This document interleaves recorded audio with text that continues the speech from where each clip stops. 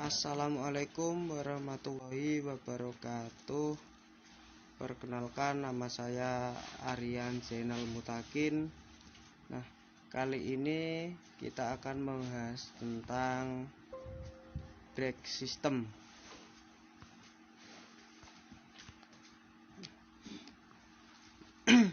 Brake system dipasang untuk mencegah terjadinya kecelakaan karena kendaraan tidak bisa berhenti pada saat melaju. Nah, ini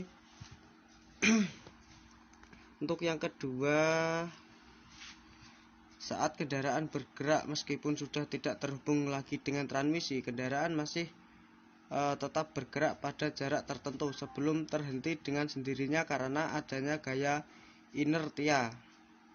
Nah, untuk yang ketiga, oleh karena itu brake system dipasang guna menyerap energi inertia sehingga akan mengurangi kecepatan atau menghentikan kendaraan atau mencegah kendaraan bergerak saat berhenti. Nah, ini untuk gambaran parking brake system. Nah, ini bisa dilihat ya. Ini ada tuas, ada brake level, terus bell crank, nah dan lain-lain, itu bisa dilihat. Nah, untuk yang selanjutnya, parking brake system berfungsi untuk menjaga kendaraan tetap berhenti. Untuk yang kedua, juga digunakan sebagai rem emergency untuk menghentikan kendaraan saat foot brake rusak selama pengendaraan. Nah, ini juga terbagi menjadi dua tipe ya. Parking brake dibagi menjadi dua tipe, center brake dan wheel brake. Nah, center brake terbagi lagi menjadi external shrink tipe dan internal expansion. Nah, ini untuk foot brake, ini bisa kita lihat. Nah, ini rem tromol ya, foot brake.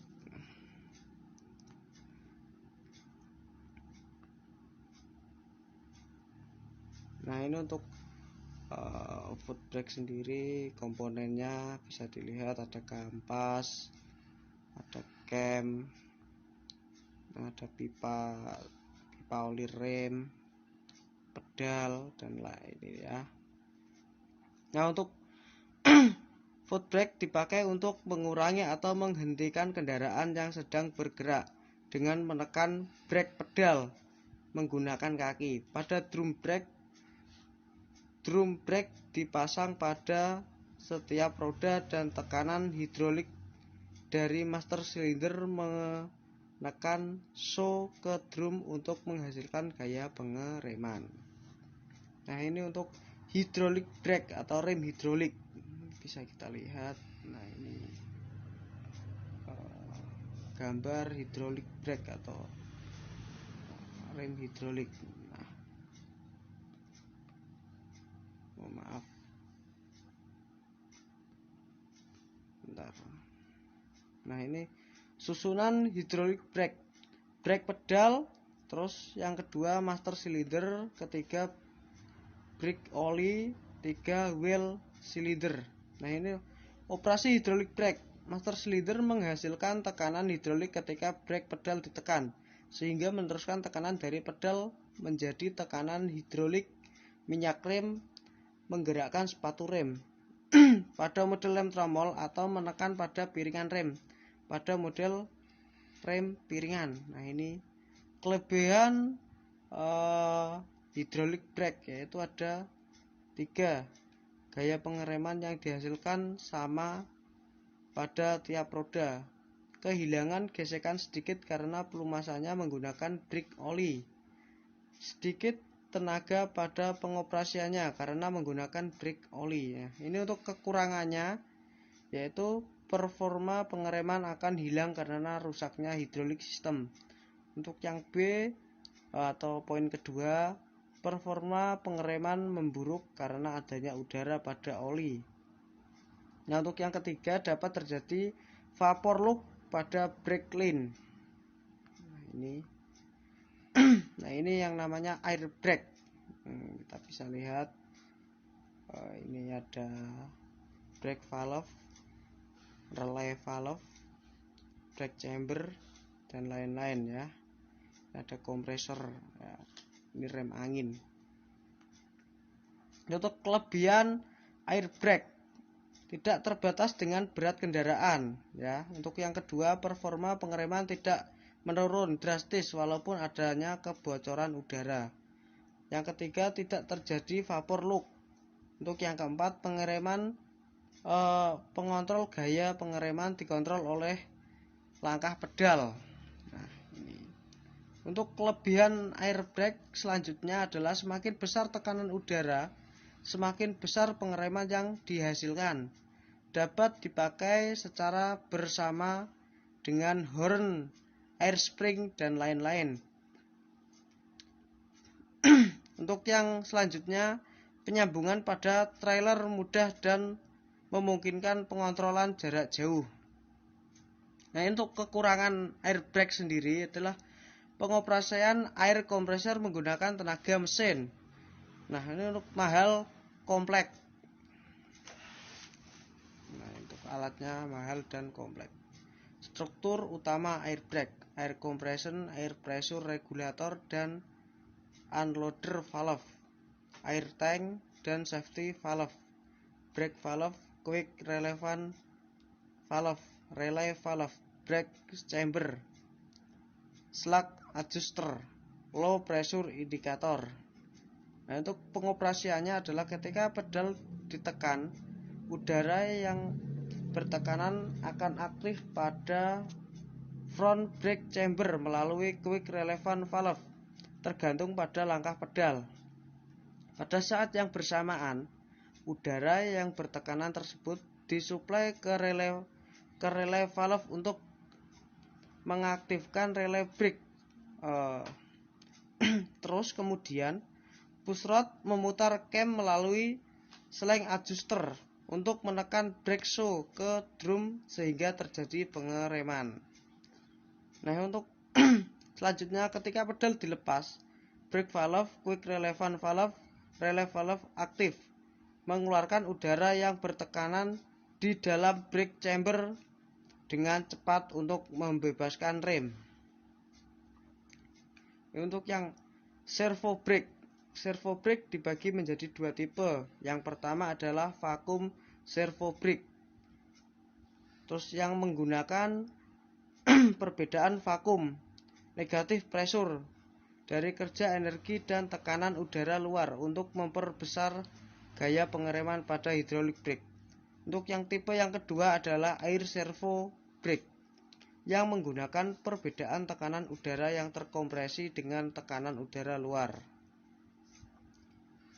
Hydrovac. Ini hydrovac melakukan pengereman dengan hidrolik utama ketika servo brake rusak. Ketika menggunakan perbedaan vakum pada intake manifold mesin dan atmosphere pressure. Hydraulic air vac memperbesar gaya pengereman menggunakan perbedaan antara kompresor air dan tekanan atmosfer dan biasanya dipakai untuk kendaraan besar seperti bus dan truk. Nah, ini keunggulannya, gaya pengereman yang kuat dapat dicapai hanya dengan menggunakan power piston yang berdiameter kecil. Untuk yang kedua, membutuhkan udara yang relatif sedikit. Untuk yang ketiga, menghasilkan pengereman yang besar karena tekanan maksimum udara adalah 5/7 kg per cm kuadrat. Untuk kekurangannya adalah strukturnya kompleks dan biayanya pembuatannya mahal. Nah, untuk biayanya cukup mahal untuk membuat airbag ya. Untuk yang kedua, pengoperasian air kompresornya menggunakan tenaga engine atau mesin. Nah, ini yang namanya disc brake. Bisa kita lihat di gambar. Nah, ini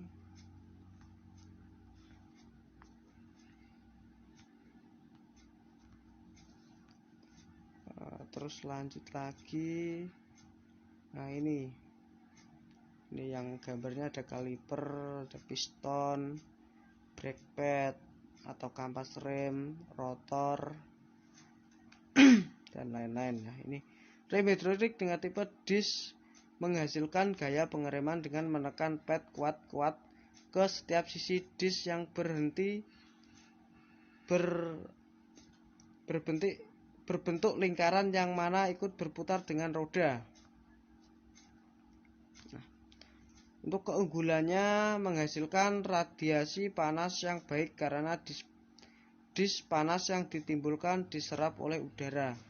Untuk yang kedua menghasilkan performa pengereman yang stabil karena terhindar dari efek fading. Untuk yang ketiga adalah penggantian part sebagai akan terhindar karena tidak adanya reaksi dan aksi yang menghasilkan performa pengereman stabil antar roda kanan dan kiri.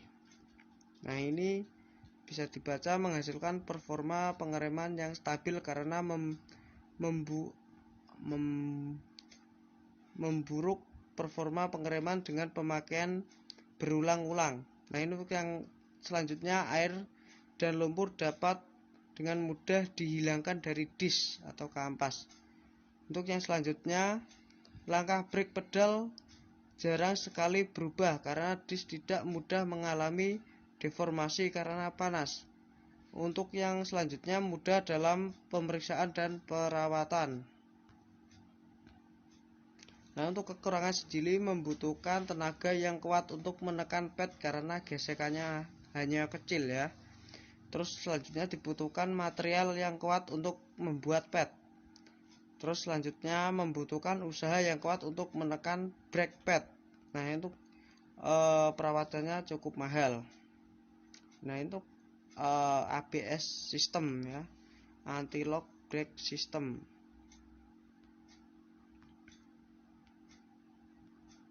Nah, ini keunggulan ABS.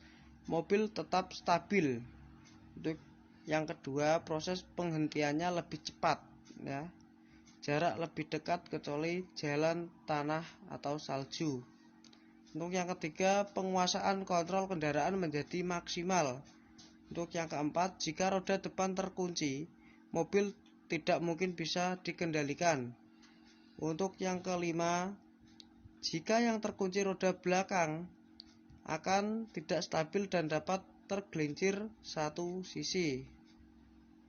Nah, ini untuk tipe rem ABS, tipe 4, sensor 4, channel 4. Untuk yang tipe selanjutnya 4 sensor, 3 channel 3 channel tipe ya. Untuk yang ketiga tipe 4 sensor 3 channel tipe, yaitu roda depan independent control, roda belakang kontrol ya. Untuk yang selanjutnya 1 sensor 1 channel. Nah, untuk konstruksi rem ABS itu sendiri ada kontrol modul unit, wheel station. Nah, ini untuk di dalamnya ada wheel station, gear pulser, brake disc ya. Untuk selanjutnya bentar.